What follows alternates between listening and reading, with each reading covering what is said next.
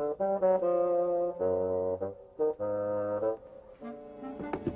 hi. Sorry to keep you waiting.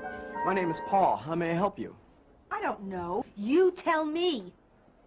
I am Mrs. Decker. I bought these shoes last week to wear to my daughter's wedding. This morning I tried them on, and before I could walk to the mirror, the heel broke. Now, the wedding is Saturday. My dress is fine. The shoe is dead. I am sick and tired. First, deal with the person's feelings. Apologize that the situation occurred. Mrs. Decker, could we come over here and discuss this, please? You must be upset. I'm really sorry this happened. Your being sorry doesn't put new shoes on my feet.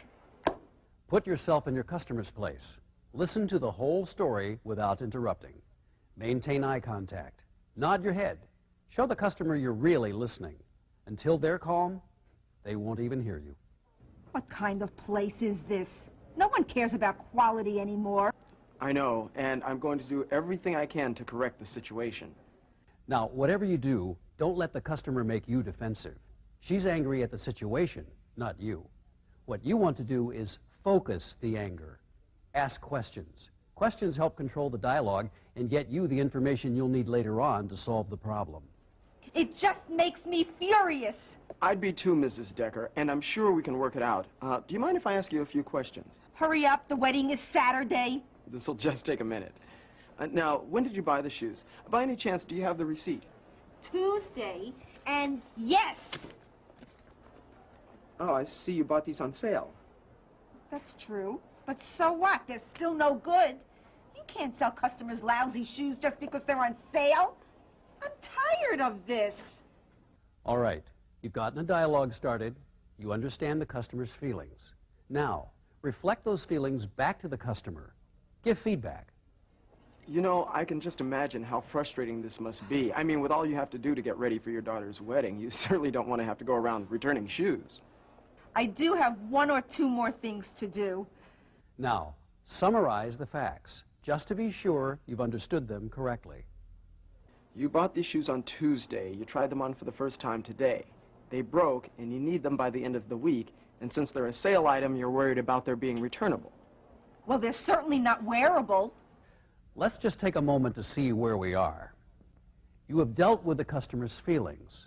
You've apologized that the situation occurred, empathized, you've asked questions, you've given feedback, and you've summarized the situation. Now it's time to deal with the customer's problem. Step number 1, find out exactly what the customer wants you to do. I want you to give me my money back. Of course, sometimes you can't do exactly what your customer wants. If that's the case, then you should explain what you can do, suggest alternate solutions, and then try to reach agreement. Mrs. Decker, I wish we could give you a cash refund, but since the shoes were purchased on sale, we can't do that. But here's what we can do. We can exchange them for another pair, we can give you a credit slip, or we can repair them for you at no expense. Now, that might be your best way to go since you need the shoes for the wedding. Which would you prefer? Can you repair them today?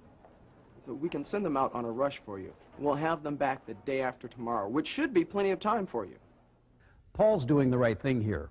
He's sharing information with the customer about his procedures. This helps him get agreement on a course of action. All right.